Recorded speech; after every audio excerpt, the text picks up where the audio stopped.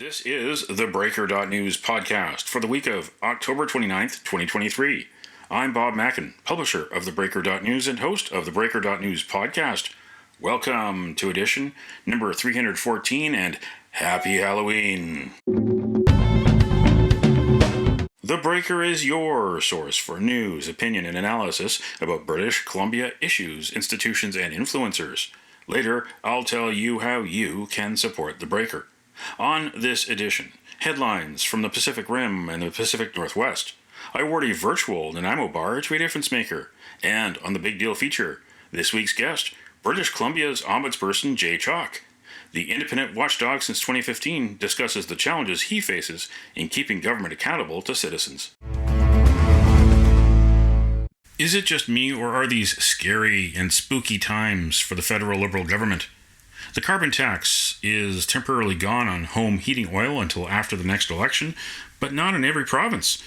In BC, the NDP government was caught by surprise when Prime Minister Justin Trudeau made his October 26th announcement. Clearly, Trudeau thinks he's treating Canadians while tricking Pierre Poilievre by stealing a promise from the Conservative platform, but it probably won't make a difference in the opinion polls. The Liberals are running scared. They quashed a committee meeting about the lack of investigation into the SNC-Lavalin scandal. They also don't want a public inquiry into how they mishandled the pandemic. At least 54,000 Canadians died, and it was preventable. But Ottawa was not prepared. Trudeau had other priorities on his mind at the end of 2019 and start of 2020, such as seeking a seat on the United Nations Security Council. This is the Big Deal feature on the theBreaker.news podcast. Established in 1979, British Columbia's Office of the Ombudsperson is the independent voice for fairness and accountability in public services. Jay Chalke, the Ombudsperson since 2015, has 1,000 public bodies under his jurisdiction. Last year, the office received more than 7,300 complaints and inquiries, mainly about public body decisions or outcomes, processes and procedures, and the way they communicate. ICBC and the Ministries of Children and Family Development and Social Development and Poverty Reduction attracted the most complaints. On October 25th, Jay Chalke appeared before the Legislature's Finance Committee to seek a $14.7 million budget for next year. Government gets bigger and more complex, so the Ombudsperson needs more resources. In September, I interviewed Ombudsperson Chalke about his office and how it keeps government accountable. So people can turn to us a number of different ways. And as you say, we're the complaints body, as it were, for people who believe that they have been treated unfairly or unreasonably by any one of over 1,000 public bodies in British Columbia. We're a general jurisdiction ombuds office, and that means that we have jurisdiction over government ministries, crown corporations, school districts, health authorities, local governments, all manner of agency boards and commissions. So kind of a one-stop shop for people who are concerned about the fairness of the service they receive. So people can reach out to us a number of different ways. Phone is our favorite because then we can have a conversation with the person. And but people can also, we have an online form, so 24/7 people can make their complaints that way. We also take the office out on the road a few times a year, and that's an in-person opportunity as well. So about 8,000 times a year, people turn to us for assistance with some government body. And when they do, that typically takes one of about 6 pathways. And in about 4 of those pathways, comprising about 87% of those complaints and inquiries, the response or assignment is very quick, within a day or a few days. And that might be if they're complaining about, say, the federal government, for example. Sometimes people don't understand how federalism works necessarily. And so if we get a complaint, say, about the Department of Veterans Affairs, some Canadian Forces veteran didn't get their veterans pension check that month, we can't investigate them, but there's a veterans ombudsman. So we're able to make a referral to someone who can help them. But sometimes it's a public body that we do have jurisdiction over, say someone like WorkSafe, who have a number of review processes built in for people who are unhappy with those services. And so in those circumstances, we're saying, well, have you tried this particular method of reconsideration, say that WorkSafe has, and if they haven't, we say go do that, and if you're still unhappy, come back. Other times, it's a breakdown in communications, relatively straightforward. We'll send it to one of our early resolution officers, and their goal is to start and finish that early resolution within 10 days. And then sometimes it's a matter that has to go for formal investigation, but it's urgent and it relates to life, health, or safety, and that gets an immediate assignment to one of our investigators. So that, as I said, it's about 87% of those complaints and inquiries fall into that category, and about another 5% or so, the assignment's happening within a week, and those are a next level of urgency down. And then there are matters that are not urgent, that the investigation can occur. It won't be impacted by when we start it. We try to get those as quickly as we can. That has been impacted in terms of the starting of those investigations by the pandemic, and I'm happy to talk about the impact that the pandemic has had on us. But with the settling of the pandemic, we're hoping to return to a more prompt assignment in the remaining about 8% of our cases. One of my readers said that there is a backlog, that when he complained about a local government procurement matter in August, was told that files were starting to be dealt with that were made in March. What is the current backlog, and how has it changed? So as I said, though, that 8% of our files are the ones that are non-urgent matters that have been referred to an investigator, and those are the ones that the one that your caller may have referred to may be one of those, and I expect it probably is.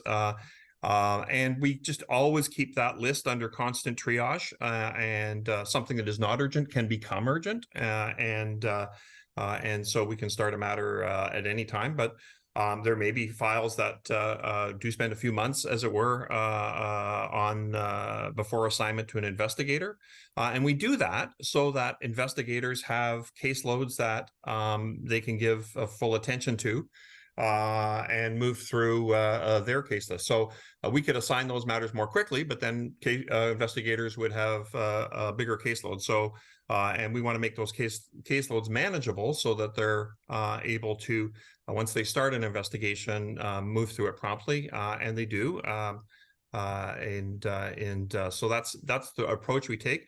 Once a matter is signed to an investigator, about 32% of those are closed within 30 days, another 30% within 90 days. So we try to balance both starting the investigation and also the workload for investigators. So we have had the non-urgent assignments down to as short as 2 weeks a few years ago, but the pandemic has definitely had an impact. Instability in public services. We investigate 1,000 public bodies, and I don't know, Bob, but you probably can't think of one that didn't change its service delivery during the pandemic. And our job is to investigate a complaint. And so we try to know a lot about those 1,000 bodies, public bodies, and how they operate. But during the pandemic, that was very challenging because people would call us and say, well, this happened. And, really, given the instability that was inherent in public services at the time, we'd had to, do a lot more work just trying to find out what those public services were. So that has slowed any, I think, operation down. But now that we're moving into the post-pandemic period, I'm hopeful that we can return to that assignment for non-urgent investigations within a couple of weeks. I'm looking at the historical budget, for instance, for the office back in 2018. It was $6.5 million. And by 2021, 2022, it became $10.8 million. So that reflects the need for more resources. What is the current resource that you have right now in terms of personnel, especially the personnel who are the ones who are there for the intake, who take the complaints, and then the personnel who then therefore are the ones who investigate the complaints? You bet. So we have 10 staff who work on intake, and another 8 investigators on each of 3 teams that conduct complaints investigations. In addition, and part of that budget that you're talking about, and most of the growth, frankly, was not related to complaint investigations, because those haven't changed that much in terms of volume. What has changed among those has been sort of a high grading of complexity, as you alluded to, and the pandemic have been challenges in there. But most of the increase, frankly, has gone to new statutory obligations that my office has arising under the Public Interest Disclosure Act, as well as a new program that we started to do preventative ombudsmanship. In other words, help public bodies avoid unfairness in the first place. So we do lots of training and consulting with public bodies, as well as an initiative to build trust and expand awareness in Indigenous communities. So that's really been the primary area of growth in the budget. But with respect to complaint investigations, really primarily it has been those factors that relate to the pandemic and I would say the complexity of government, as you alluded to before. The report that you did about the health researchers firings was perhaps the most egregious example here in BC. How, from your standpoint, how has your office evolved, and how has that protection for whistleblowers evolved as it's come into effect? Well, as you mentioned, the health firings investigation, as a result of that, in our report, one of the recommendations I made was that government consider passing or introducing for the legislature to consider passing public interest disclosure or whistleblowing legislation, and British Columbia ultimately did, making it was the last province in Canada to do so, and the second last to bring it into force. And so it did come as a result of a report that we did, and then government has chosen to implement it and across the broader public sector, and has chosen to do so in 7 phases. We are now just through phase 4, as it were. So government ministries are covered, about some 30 tribunals, 30 crown corporations, all the health authorities, and that just happened in June. And that was the biggest expansion that tripled the number of public employees who have disclosure rights under the Act, because it's only public employees and current and former public employees who have disclosure rights. So that went up threefold on June 1st when the Act was brought in for them. And then on December 1st, all employees of school districts, the K-12 system, will be covered by the Act. And then next year, the post-secondary system. So at that point, there'll be over 300,000 public employees who will have rights under the Act. So we're still in an implementation time. But I think that it's an important element of ensuring transparency in government, accountability, and promoting, integrity and speak up culture. And a lot of the time that I spend talking to leaders of public bodies who are about to be covered by the Act, I say, this is your opportunity to, really speak up as an organizational leader about the value of integrity and the importance of speaking up and welcoming your employees who speak up when they see something wrong. Because I think we all want to work for an organization that says that, and the Act lets people disclose internally if they want, but if they're not comfortable with that, they can make their disclosure to our office, and then we investigate. Do you also look at BC Ferries? So interesting. That's a great question, Bob. So it's one of the only public bodies we've ever lost jurisdiction over. We used to have jurisdiction over BC Ferries, but in the early part of the millennium, you will recall that the Campbell government spun BC Ferries out. And when they did so, one of the things that they did was to, long before my time, certainly the idea, I guess, was to move it away from government. So one of the things that they did was they specifically provided in the Coastal Ferries Act that the Ombudsperson Act does not apply to things done under the Coastal Ferries Act. So we don't have jurisdiction. We do have jurisdiction over the Ferries Commissioner, but we don't have jurisdiction over BC Ferries itself. I do think that the public have a right to seek some sort of external complaint mechanism, and it's something I'd like to see returned at some point in the future.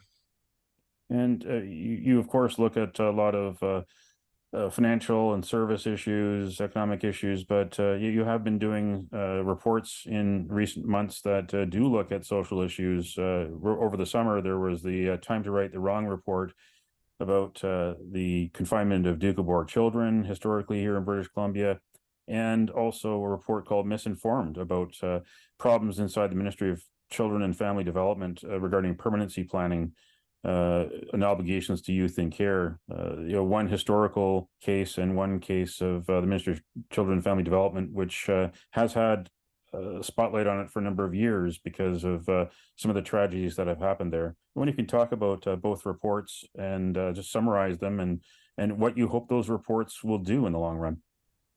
So with respect to Time to Right the Wrong, as you mentioned, it relates to the long ago time from the 1950s, the removal of children from parents in the West Kootenays who were children of Doukhobors, many of them members of the Sons of Freedom sect, and who were sent to a school that then had a fence built by those children, by the way, to keep them in and keep their parents out. And some of them stayed there up to 6 years. Our office has had a long-standing interest in it. Our first report dates back to 1999. We then wrote a second report in 2003, and then now this report. And I was very pleased that that the Attorney General indicated in her reply to that most recent report that the government is going to accept one of our recommendations back from 1999, and for the first time has indicated that the government will be apologizing. So I'm looking forward to that. And our other recommendation was that compensation be paid to these then children, now mostly in their 70s and 80s, elderly people, for what happened to them. The government has not yet committed to compensating them, although they have said that they are working on what they describe as a recognition package. And so I'm certainly urging the Attorney General to include compensation in that recognition package. So we're looking forward to it. I was quite focused on ensuring that there'd be some time horizon on this, and I was pleased to see that the Attorney General indicated that those things would be happening this fall. With respect to that recent report that you mentioned, misinformed, about the Ministry of Children and Families, I guess that's maybe perhaps I should take a lesson from Time to Right the Wrong and recognize that maybe it just takes a while for something to happen, because unfortunately this was a report where our recommendations were not accepted by government, and that doesn't happen very often in our world. I will say that the only other time, and I've been the Ombudsperson now for more than 8 years, I did a report with respect to WorkSafe, and that's the only other time that I've had a report where government has been as unwilling as they were in misinformed to address our recommendations. But it was a young person who was about to become an adult, or was 17, and before she became an adult, the ministry proposed a particular pathway with respect to the remainder of her minority from she was 17 until 19. She was interested in going to post-secondary and asked what effect this proposed pathway would have on her eligibility for public funding, because there is public funding for kids in care who, when they turn 19, are still in care for them to go to university and college. And she was told it wouldn't have any effect, and that was wrong. And ultimately, she consented to that change. And then when she when she went to school, was then surprised to find out that she was ineligible. So I had a number of recommendations, including she be compensated, that an audit be conducted to figure out whether this happened to anybody else, and that additional protections be put in the form of giving the public guardian and trustee a role in these cases to look out for the financial interests of kids in these situations. And the ministry so far has declined to make those changes. So we'll continue to advocate for that. And I'm very hopeful that over time the ministry will reflect on their position and change that. Thanks again for joining us on the theBreaker.news podcast. Jay Chalke, who's the Ombudsperson for British Columbia. The Ombudsperson's office is British Columbia's independent voice for fairness and accountability in public services. That's where do you go if you've got questions or complaints about provincial or municipal public services in BC. Thanks, Bob. For more information, go to bcombudsperson.ca.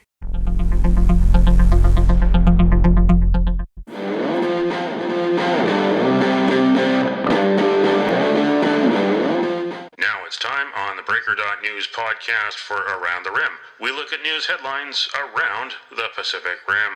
In the Taiwan news, Nazi flags waved outside Taipei European School draw condemnation. 2 protesting individuals from Old German Mark Association reportedly responsible. These actions have a detrimental impact on Taiwan's image, said the government, which also said that Taiwan is a free and democratic country and freedom of speech is protected by the Constitution. However, it called on citizens to, quote, respect the feelings of other nations and people. It pointed out that the Nazi flag represents racism and genocide and is a, quote, very painful memory in European history. In Kyoto news, hay fever fighting rice to be part of Japan's economic stimulus. The government aims to commence clinical trials of the transgenic rice, which will be powdered and processed into tablets or capsules, in fiscal 2024, with plans to commercialize the drug within the next 10 years. Since fiscal 2000, the Ministry of Agriculture, Forestry, and Fisheries has been working on developing the rice produced by genetically modifying rice crops to contain peptides from Japanese cedar pollen allergens. In the Hong Kong Free Press, donation at center of HKU misconduct scandal came from firm under U.S. import ban over alleged forced Uyghur labor. The University of Hong Kong received $10.8 million from Nine Star Corporation via the Chinese Red Cross Foundation in April. Laser printer company Nine Star and 8 of its Zhuhai-based subsidiaries were added to the Uyghur Forced Labor Prevention Act entry list by the U.S. Department of Homeland Security in June. That's Around the Rim on this edition of the theBreaker.news podcast.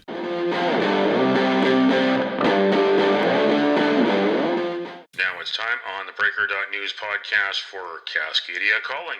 We look at news headlines around the Pacific Northwest. In the Oregonian, Oregon's abysmal chronic attendance problem grew even worse last year, state reveals.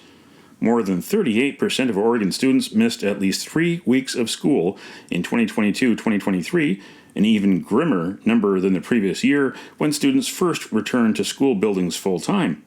Approximately 200,000 students were considered chronically absent, defined as missing at least 10% of school days, setting them up for not learning to read and failing to graduate from high school, according to the Oregon Department of Education. An astonishing 45% of Oregon kindergartners missed school that often. In King 5, afraid of losing their wings, pilots may not seek mental health care. Experts say few outside the aviation industry realize that the risk pilots take when admitting mental health struggles and how it could jeopardize their careers. In the wake of an off-duty Alaska Airlines pilot's alleged attempt to shut down a plane's engines mid-flight last weekend, investigators have started to reveal some of their initial findings. Joseph Emerson reportedly told police he was having a, quote, nervous breakdown and had not slept in 40 hours after taking psychedelic mushrooms for the first time. It is unclear exactly if or when Emerson sought professional help for his mental health struggles. Regardless, his case raises many questions around flight crew judgment, mental health, and well-being. In the Times-Colonist, thunderstorm warning in aviation forecast on day when helicopter struck by lightning. Forecast included risk of thunderstorm activity over most of the south coast, says meteorologist. Environment Canada had warned of a risk of thunderstorms Tuesday morning when a Helijet S-76 Sikorsky helicopter, flying between Vancouver and Victoria, was struck by lightning. The helicopter, with 2 pilots and 12 passengers, landed safely in Victoria after descending through 3,000 feet of clouds without instruments. That's Cascadia Calling on this edition of the Breaker.news podcast. Don't matter what color you are, 'cause love will conquer hate, so you won't stand alone, you won't stand alone.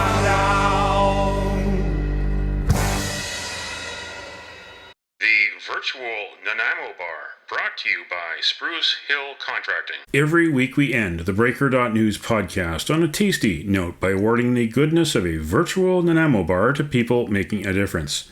A virtual version of the province's favorite dessert bar goes this week to the 31,000 non-profit organizations across BC communities and the 335,000 people who work at them.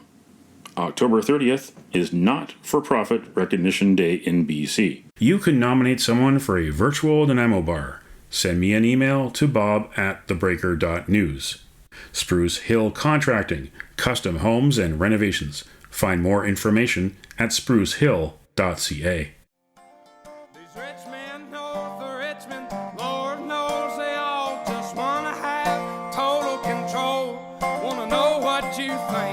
Wanna know what you do, and they don't think you know, but I know that you do, 'cause your dollar ain't shit, and it's taxed to no end, 'cause the rich men, north the rich men.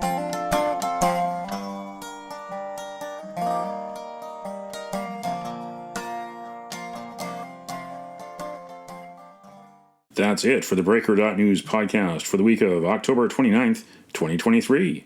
I'm Bob Mackin. Thanks for joining me. Did you know that on the 29th of October in 1863, 18 countries met in Geneva to form the International Red Cross? So important whenever there is a war, famine, or natural disaster. Tip of the hat to the International Red Cross. Now you know. Send me your feedback. Send me your story ideas to Bob at theBreaker.news. Bookmark theBreaker.news. You can also find us at theBreaker.ca. Sign up for the email newsletter and get updates to your inbox. If you're in Canada, you can't get Facebook updates due to the Trudeau Liberals Bill C-18, so why not subscribe to the newsletter or follow The Breaker News on Twitter, also known as X. You can support The Breaker for as little as $2 a month. For more information, go to patreon.com/thebreakernews. That's patreon.com/thebreakernews. Until next week.